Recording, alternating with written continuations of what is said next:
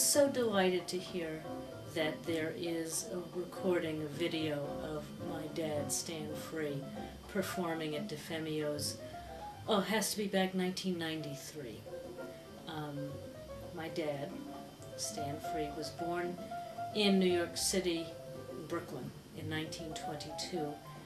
And by the time he was 12 or 13, I think it was, he had his own band. He was something of a child prodigy. He started playing the piano when he was 4 or 5 years old in Brooklyn.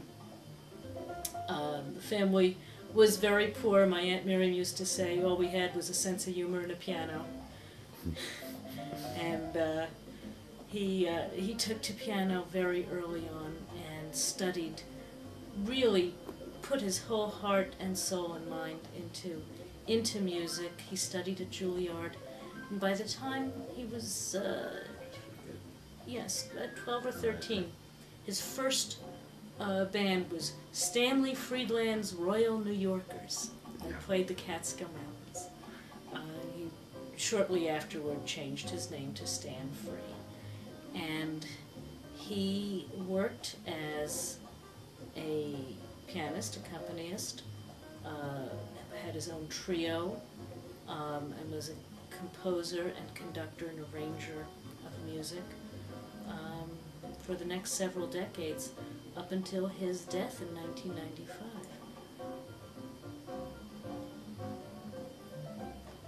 I believe that his music has been an inspiration. When I first heard him, I didn't realize that he was the one who did that famous tune. Was Popcorn? Popcorn. Yes. Well, he was a jazz musician in his heart and his soul. But you do not earn a living, a regular living, playing jazz, or not unless you're Dizzy Gillespie. Sure. He did work as a jazz musician most of his life, but he did enormous amount of pop recordings. Pop, right, yeah. He was a studio musician, so he played keyboards for so many of the songs you know. He's the keyboards on all the Four Seasons recordings, on the Association, wow, on some of the girl groups, Sally Go Round the Roses, the Janettes. He would come home and he'd say, well, that he wasn't very nice about his music that wasn't jazz. He'd say, it's all right for what it is. But with Popcorn, this intrigued him because Popcorn was written for the Moog synthesizer. This is, we are talking the 1960s. Computers weren't around, really. You know, sure, everything that we know today in terms of digital music didn't exist. Absolutely did not exist. So, and to play a chord on the Moog synthesizer, you needed 4 Moog synthesizers. Each synthesizer played one note. Wow. So he was a member of the first Moog quartet that was organized by a musician and entrepreneur by the name of Gershon Kingsley. And Gershon tried to do a lot of stuff with the first Moog quartet. They toured. The one thing they hit big was the song Popcorn. Pop, pop, pop, pop, pop, pop, pop, pop, pop, pop, pop, pop, pop, pop. So many people know it. Oh, it's a humongous hit at the time. Oh, it was. It was the hit. It actually earned him a gold record and wow, and kept us in groceries for a while. That was a very nice thing. Sure, sure. And it almost kind of influenced, because at the time it was kind of groundbreaking. Just the whole, it sort of went with the way that music started to turn at that time, almost like it was pre-disco, sort of. Because I believe it was like the early 70s or the late 60s, I believe it was. The that? late 60s. Yeah. Yes, so. It was the late 60s. The first Moog Quartet toured in 1970. Wow. So this was the very late 60s. And the first really fully electronic recording. So that was a very new sound for people's ears. Definitely. And I would say that Dad and his fellow members of the court could make it swing. Not an easy thing. Yeah, dealing definitely, with definitely. These Moogs with these really large things, you know. Think old computers. Right, bulky. right, yeah. But they Got the job came done. at it as musicians. Sure. And came at it as this is another instrument, and they made it swing. Definitely, and impacted us all. I mean, it's definitely should go down in history as, you know, sort of a turning point. I think in music, in a sense, you know, because it sort of grabbed you, like you said, when you heard it. I was kind of young at the time, but when you heard it, it was like, ooh, you know, it was something different than what you were hearing at the time. So it's like, Well, my dad's ears were always open. A recording he made around the same time, maybe a couple of years earlier, with a combo was called Piano alla Percussion, and was combined Latin rhythms with jazz, which was also not terribly usual or common at the time. sure. To have Juan Patata Valdez in on a recording, on a jazz trio recording. Sure. Different. It was different. But that was my dad. He'd listen to all music. Nothing escaped him. Yeah, and I know he was around the greats. 'Cause I remember a story he told me when I met him at the Fimios about. He was saying, I believe it was Thelonious Monk. He said was sort of a youngin at the time, and he was sort of running around. I believe it was Brooklyn. He told me that Thelonious was like a young kid and sort of running through the house and stuff like that. So that sort of sort of stuck with me a little bit. Like, say, wow, he had, like, you know, greats, you know, and a lot of, because musicians, I guess, hung around together at that time. Is that what you say? Musicians always find each other. Yeah. But maybe more so in those days. Who knows? And on the piano, Stan Free. And on the bass, Leo Courtney. And on the drums, Barry Dresser. Gail, are you? That's what I always hear when you start moving forward, and could not be ways to reveal in a phrase how I feel. Have you ever heard two turtle doves feeling cool when they love? That's the kind of magic music we make with our lips when we kiss. And there's a way we all will know. He really does have drive. That's how I grab my pillow. If you should make me farewell and goodbye, lullaby you and whisper low. Kiss me sweet, and we'll go fly while you feel it high in the sky up above. Oh, because we're in love.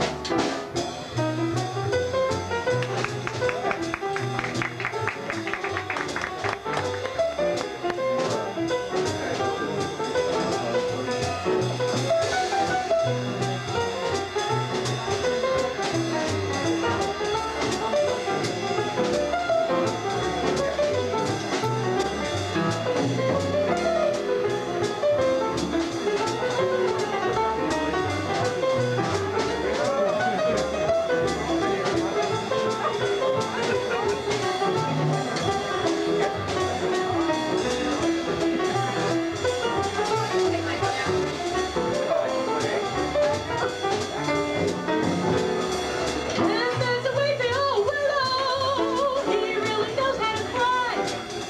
That's how I cry my pillow.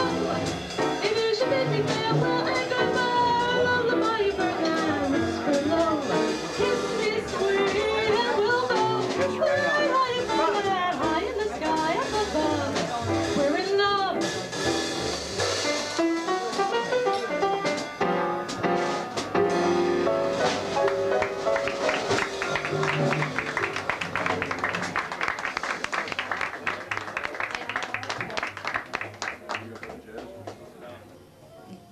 Dad knew and worked with all the musicians Of the day. You know, his day. Sure. I remember his trio. Let's see, it was.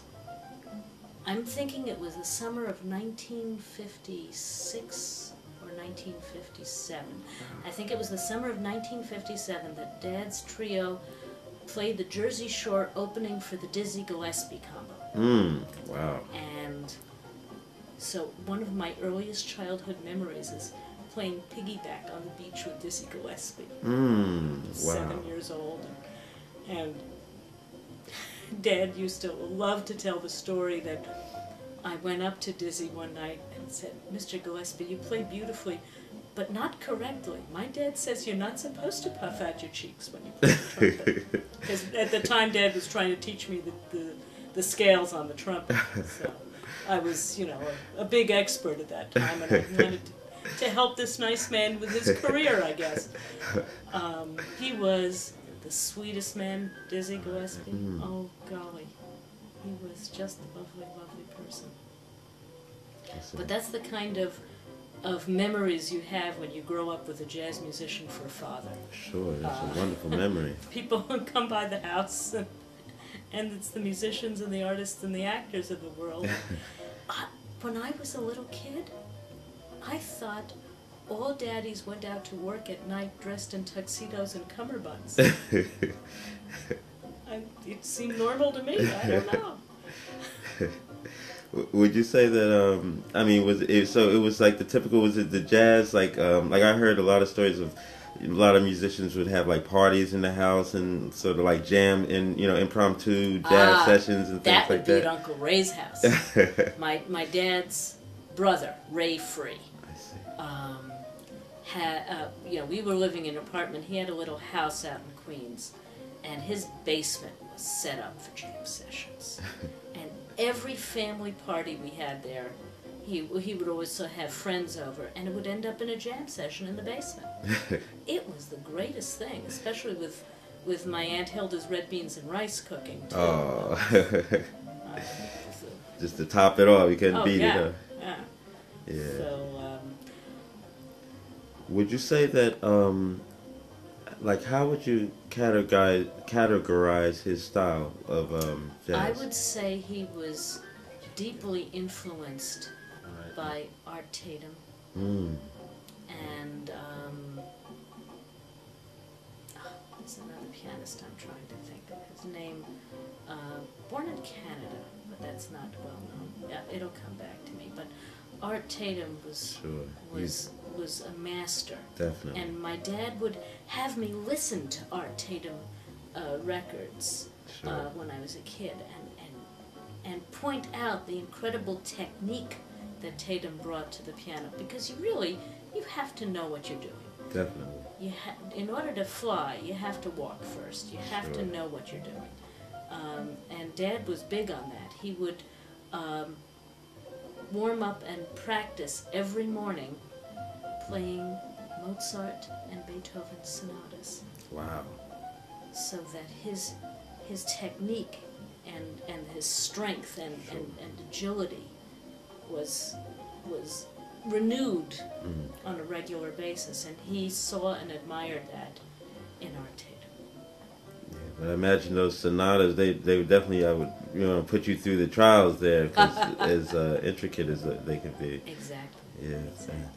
So, I was going to ask you,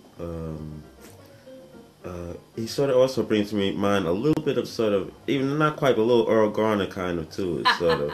But I used to notice he used to fly. I mean, he really did have the speed, with his playing. I mean, when I saw him, I don't know how old he was before he passed, but I mean, he was just someone that you'd want to watch when they played. When they played the piano, he was a definite master pianist and performer. Because he knew how to make me and my partner always say that it seems like he knew how to make people sound good, and that's what good accompanists do. Yes, he was, in addition to many of the other things that he did as a musician all his life, he was prized as an accompanist. Yes. The great jazz vocalist Chris Connor had him as her accompanist and conductor and arranger for one of her terrific albums, Chris Craft, for years. And another person that he was the accompanist for, and this was crazy. There's a comedian named Jack Carter.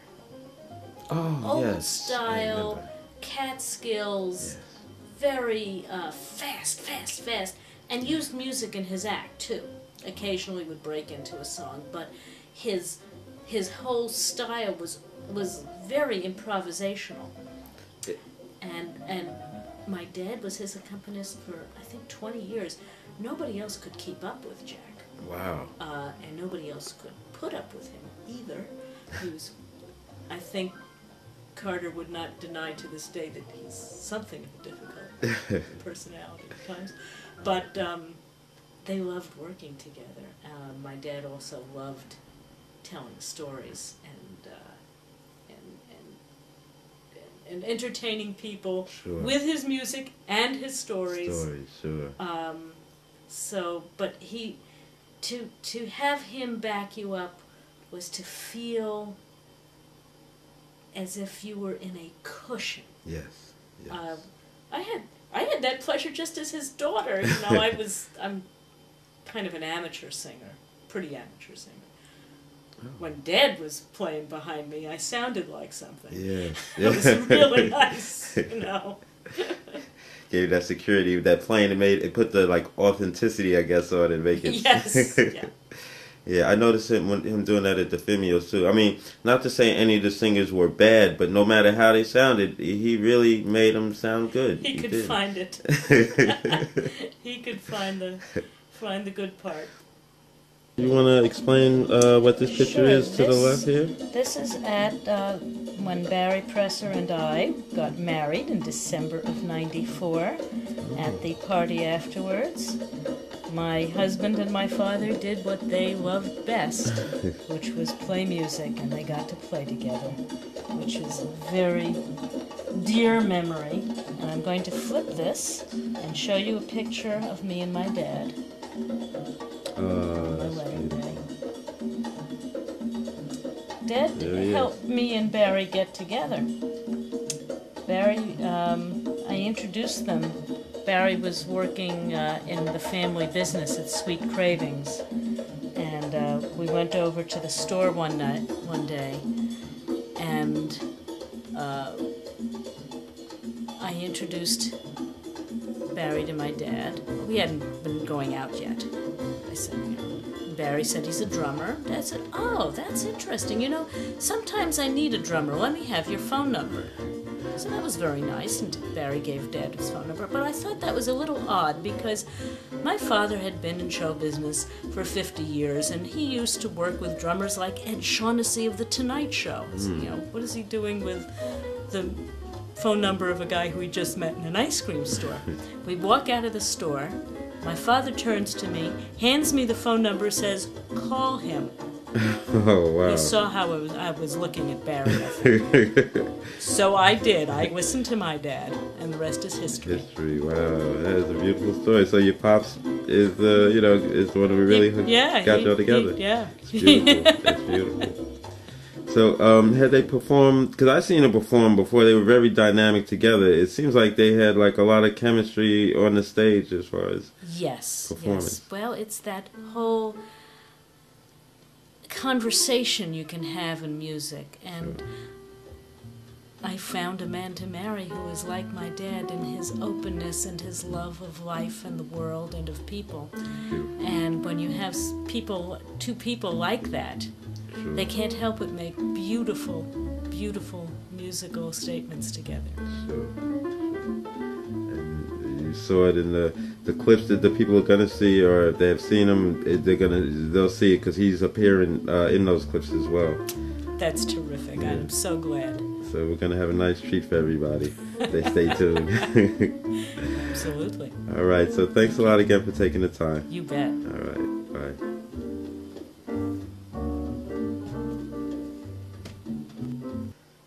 Could you tell us, would you say that in accordance with jazz, which was sort of the rebel type music of the day, did Stand Free fit that mold of the rebel, would you say? That's a great question, and as you ask me that, I have to say yes.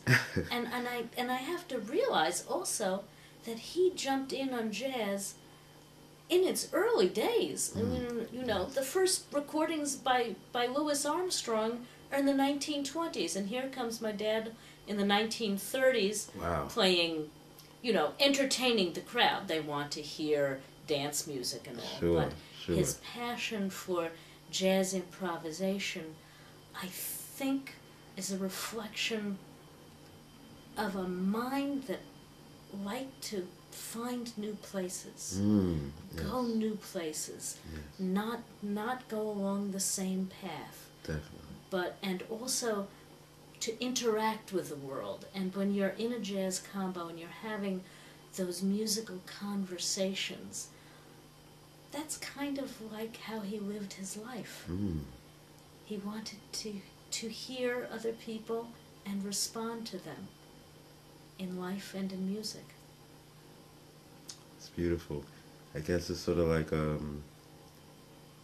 hearing everybody's expression and their contribution. Well, that's sort of what jazz is, everybody's contribution to the fray, so to speak. So and he was definitely wonderful at you know, contributing, and also as well as, like you say, supporting someone else in that.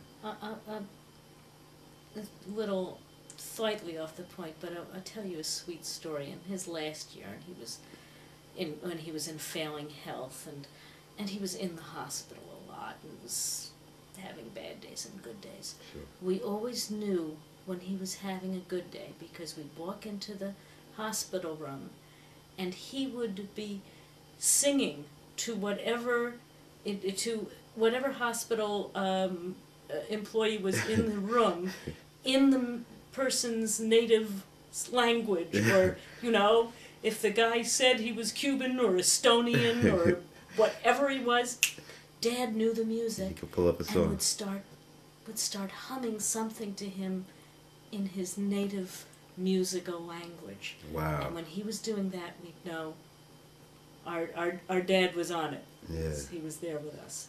Could relate to everyone. Yeah. Yeah, definitely. I saw he had that definitely that magic, and I wish I would have interviewed him at the time. But you know, I'm glad that we were able to interview with you, and you were able to bring us such a wonderful stories about, you know, Stan Free, the musician, the master musician.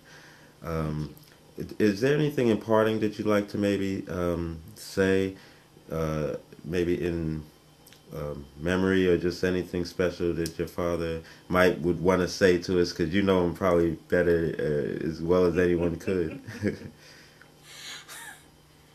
Well, he would say, straight ahead. Keep doing what you're doing. Find yourself and keep at it. Straight ahead. That's beautiful. And on that note, I think we'll just end this, and we'll maybe play a little bit of Stan Free's music. And right now, we're going to go back to one of his performances. So thanks a lot, Mrs. Presser. Thank you so much for this opportunity. Thank you, too. A kiss is still a kiss. A sigh is just a sigh. The fundamental things apply as time goes by.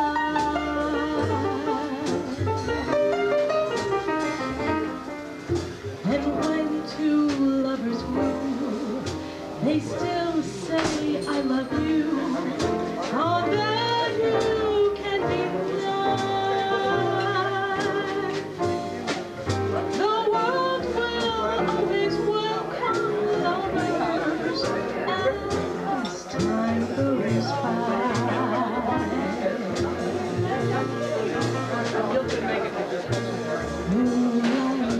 Love songs never out of date. Hearts filled with passion, jealousy and hate. Woman needs man, and man must have his mate, that no one can deny. It's still the same old story, a fight for love and glory, a case of do or die. The world will always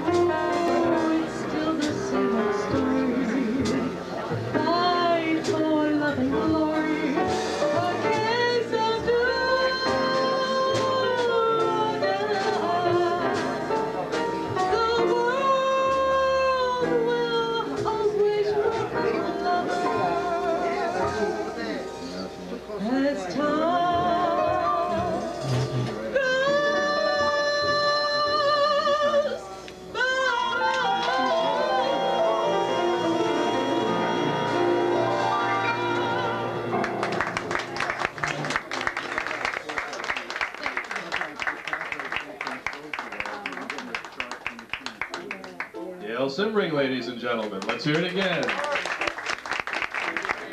And on the piano, Stan Free. On the bass, Leo Corby. And on drums, Barry